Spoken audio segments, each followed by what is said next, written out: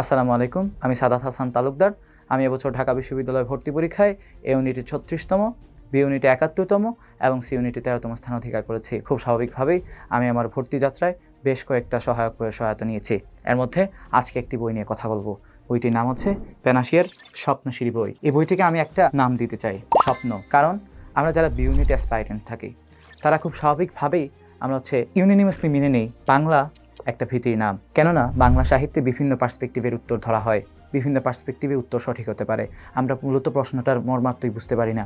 প্রশ্ন যখন বুঝতে পারবো না তখন সেটার উত্তর কী দিব? প্রশ্ন বোঝার জন্য আমাদের দরকার একটা সহায়ক বই, এবং সেই সহায়ক বইয়ের জায়গা খুব ভালোভাবেই পূরণ করে নিচ্ছে পেনাশিয়ার স্বপ্নশিরি বইটি। এই বইয়ের কিছু স্বকীয়তা রয়েছে। এর মধ্যে আমি যদি তুলে ধরি, টিকা ও শব্দার্থ পাঠ্য বইয়ের সব কিছু ক্রমান্বয়ে একসাথে তুলে দেওয়া হয়েছে। এই জিনিসটা আমাদেরকে অনেকটাই বার্ডেনলেস করে দিচ্ছে। এই জিনিসটা আমাদের সময় বাঁচাচ্ছে এবং আমাদেরকে কৌশলী হতে সহায়তা করছে। এরপর পদ্য গদ্যের লেখক পরিচিতি এবং পদ্যগদ্যের উৎস পরিচিতি সব কিছু একটি ছকের মধ্যে নিয়ে আসা হয়েছে।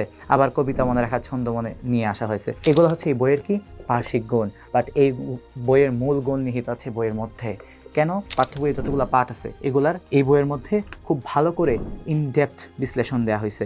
এটার মাধ্যমে আমাদেরকে লেখক, বইয়ের পাঠের লেখক কী বোঝাতে চেয়েছেন, আক্ষরিক অর্থে কী বোঝাতে চেয়েছেন, রূপকার্থে কী বোঝাতে চেয়েছেন, এটার নিহিতার্থ কী, এই জিনিসটা যখন জানতে পারবো, আবার সাথে কি জানতে পারবো, এটার যে প্রাসঙ্গিক ব্যাকরণিক অভিক্ষা, এই জিনিসটা এই বই দিয়ে দেওয়া হয়েছে। তো এর মাধ্যমে কি আমাদের প্রস্তুতিটাকে পরিপূর্ণতা দান করা হচ্ছে। অ্যাজ এ অ্যাডমিশন অ্যাসপাইরেন্ট এই বইটা আমাকে ব্যক্তিগতভাবে অনেক সহায়তা করেছে এবং আমি নির্দ্বিধায় এই বইটা যে কোনো বি ইউনিট অ্যাসপাইরেন্টকে রিকমেন্ড করতে পারি।